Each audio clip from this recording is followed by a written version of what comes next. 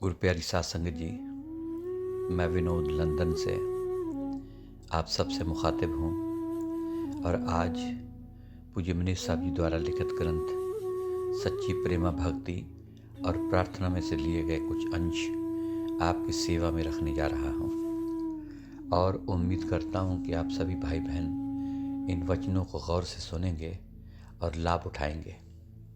और आज कल से आगे पूज्य मनीष साहब जी आज अपनी ज़ुबान मुबारक से फरमाते हैं कि प्रेम का सागर बहुत बड़ा है। इस जगह जान दिए बगैर कोई और दूसरा उपाय नहीं। फरमाते हैं कि प्रेम सागर इतना बड़ा है कि जिसका कोई थाह और पारावार नहीं। इस सागर में यदि किसी ने एक बार छलांग लगा दी वह इसकी लहरों की जंजीरों में इस तरह फंसता है कि फिर छुटकारा मुश्किल है। अंत में जान और प्राण उसके हवाले करने पड़ते हैं और उसके रहमो करम पर छोड़ने पड़ते हैं। न जिंदगी रहती है और न मौत रहती है। हाफिज साहब फरमाते हैं कि इश्क का सागर अथाह है जिसका न अगला किनारा है न पिछला। इसमें जान देने के सिवाय कोई दूसरा उपाय नहीं है। इसके बाद फिर फरमाते हैं कि ऐ हाफिज, तो दिल में संतोष रख, क्योंकि प्रेम के रास्ते में जब तक कोई जान ना दे प्रीतम तक नहीं पहुंच सकता। अपने फारसी के इस शेर में इस तरह फरमाते हैं कि हाफिज सबूर बाश के दर राह आशिकी, हर कस के जान नादा बजाना नमे रसद। परम पूज्य संत सावन शाह जी महाराज फरमाया करते थे कि प्रेम करना आसान नहीं, जीते जी मरने के बाद प्राप्त होता है। दुनिया मरने से डरती है पर मरे बिना कोई और दूसरा उपाय नहीं। शम्स तबरेज़ साहब फरमाते हैं कि प्रेम के रास्ते चलना डरपोकों और कायरों का काम नहीं। प्रेम का बादशाह बेहद बड़ा है, वहाँ तक पहुँचना निकम्मों का काम नहीं है। और ठीक इसी तरह शाह सुल्तान बाहू जी भी फरमाते हैं कि शौ दियाँ मारा शौ वंज लैसा, इश्क तले सिर तर के हो, बाहू जिਉਂਦਿਆਂ शौ किसे न पाया, जह लद्दा तह मर के हो। साईं बुल्ले शाह जी भी प्रेम की हालत कसाई के बकरे के समान बताते हैं कि ऐसी हालत हो जाती है कि जैसे एक कसाई बकरे को हलाल करता है और जैसे जैसे बकरा मैं करता जाता है तैसे तैसे ज़ख्म ज़्यादा लगता है। अपनी बाणी में फरमाते हैं कि आशिक बकरा माशूक कसाई मैं कर दी कोही, ज्यों ज्यों मैं ज़्यादा कर दी त्यों त्यों मोही मोही।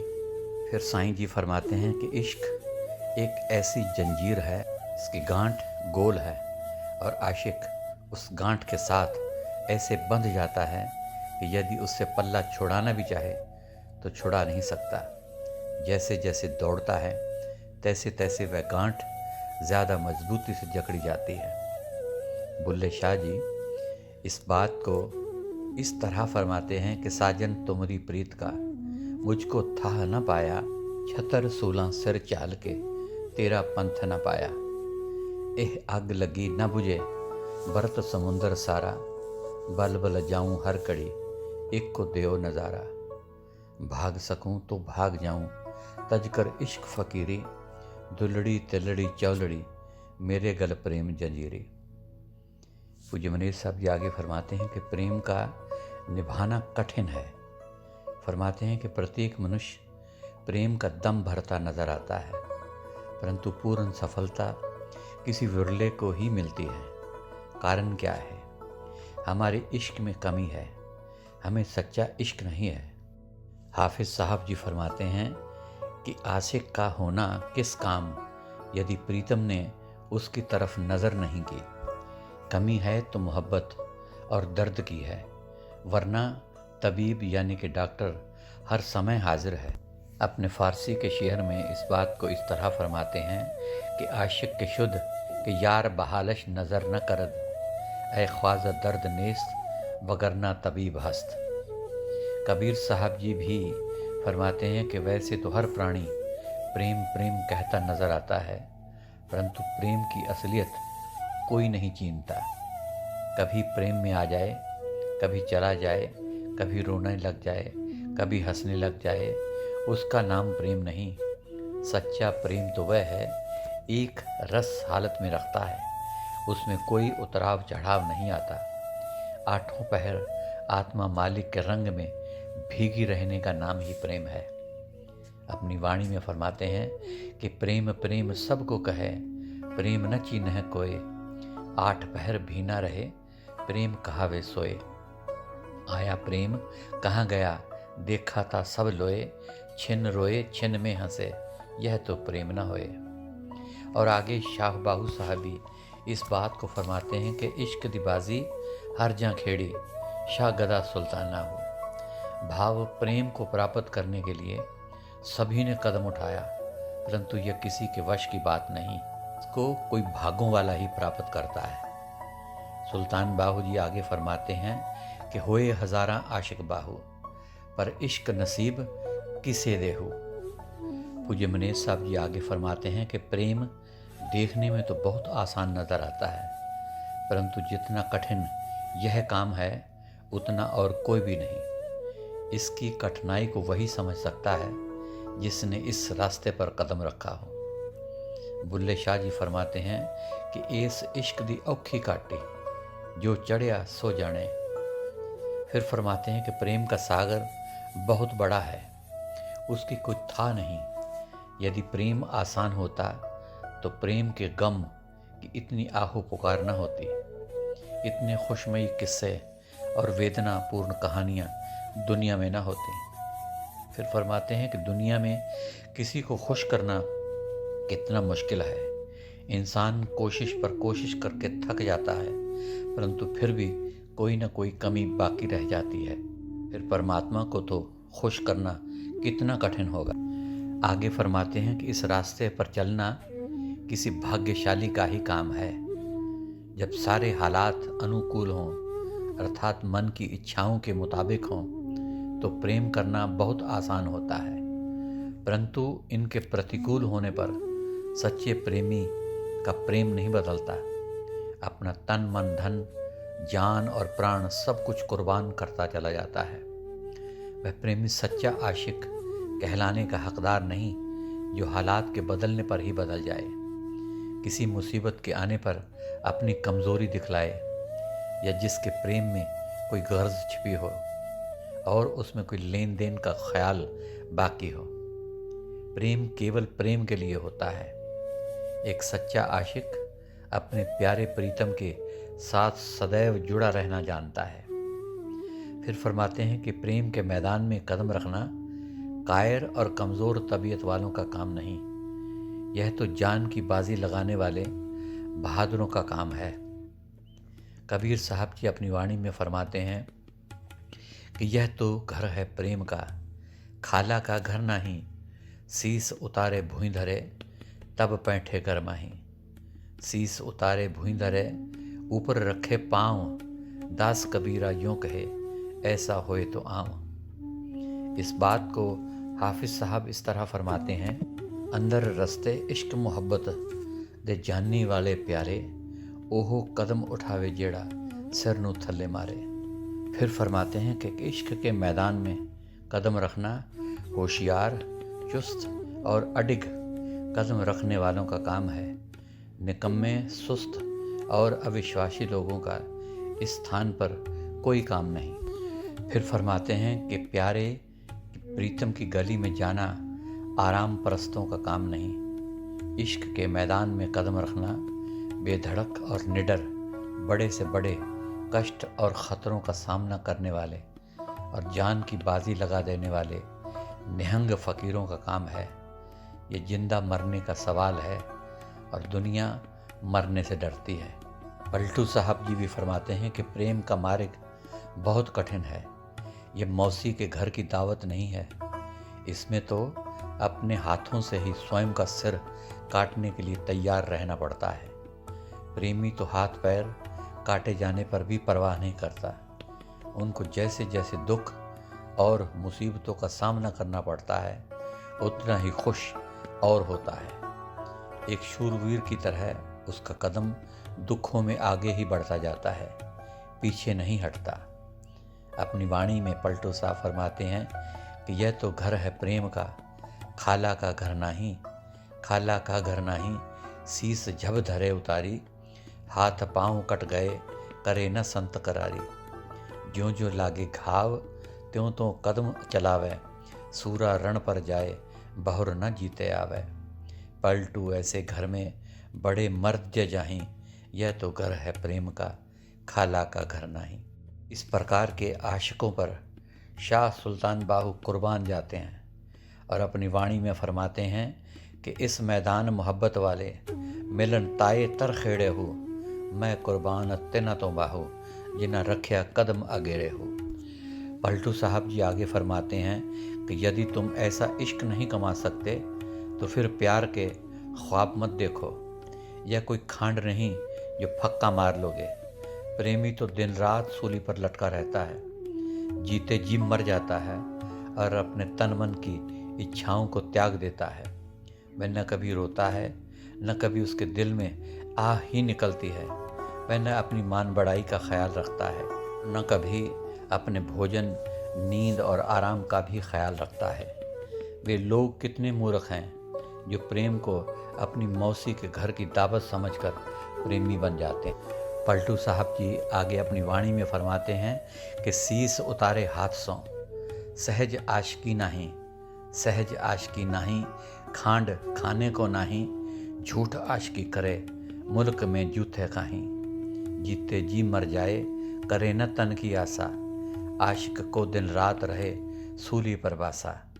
मान बड़ाई खोए नींद भर नाही सोना, तिल भर रक्त न मांस नहीं आशिक का रोना। पलटू बड़े बेवकूफ़ वे आशिक होने जाहें, शीस उतारे हाथ से सहज आशिकी नहीं। सच पूछो तो प्रेमियों की जायदाद ही बेआरामी है। उनको प्रेम के ख़ानदान से पैतृक रूप में दो चीज़ें मिलती हैं, जागना और रोना। जहाँ पर इश्क ने अपना अड्डा जमा लिया हो वहाँ से नींद और आराम सदा के लिए भाग जाते हैं और आशिक को पल भर के लिए चैन नहीं मिलता। इस बेआरामी में उसे जो आनंद मिलता है उसको केवल इश्क का मतवाला ही जान सकता है, इच्छाओं का गुलाम नहीं। जहाँ नींद और आराम मौजूद है वहाँ इश्क कहाँ है। कबीर साहब जी फरमाते हैं कि समझ बूझ दिल खोज प्यारे, आशिक होकर सोना क्या, जब नैनों से नींद गंवाई तकिया लेफ बिछौना क्या। रूखा सूखा गम का टुकड़ा चिकना और सलोना क्या, कहत कबीर प्रेम के मार्ग शीस दिया फिर रोना क्या। अपने शिष्य इब्राहिम अदम के बारे में फरमाते हैं कि जो बल्ख बुखारे की बादशाही छोड़कर आपकी सेवा में रहा। फरमाते हैं सुल्ताना बल्ख बुखारे दा, शाही तजकर लिया फ़कीरी, अल्लाह नाम प्यारे दा। अब थे खाते लुकमा उम्दा, मिस्री कंद छुआरे दा, अब तो रूखा सूखा टुकड़ा खाते सांझ सकारे दा। जातन पहने खासा मलमल, 3 टंक 9 तारे दा, अब तो बोझ उठावन लागे गुद्दड़ 10 मन भारे दा। चुन चुन कलियां सेज बिछाते फूलों न्यारे न्यारे दा, अब धरती पर सोवन लागे कंकर नहीं बुहारे दा।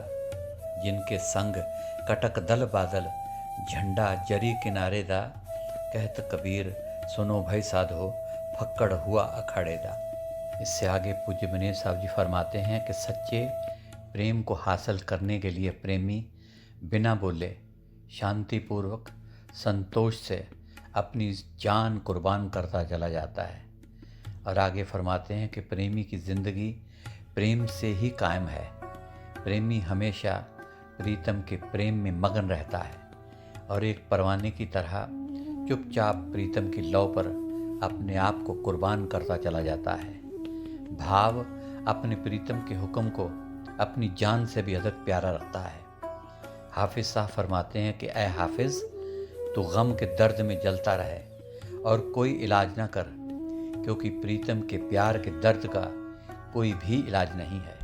फिर आगे फरमाते हैं कि जब मुझे इश्क के बादशाह ने प्रेम के विश्वविद्यालय से एक इश्क की पोशाक बख्शी और पुकार कर समझाया कि ए हाफिज़, खबरदार, खामोश यानी कि चुप रहना, क्योंकि यह बोलने या बताने का विषय नहीं।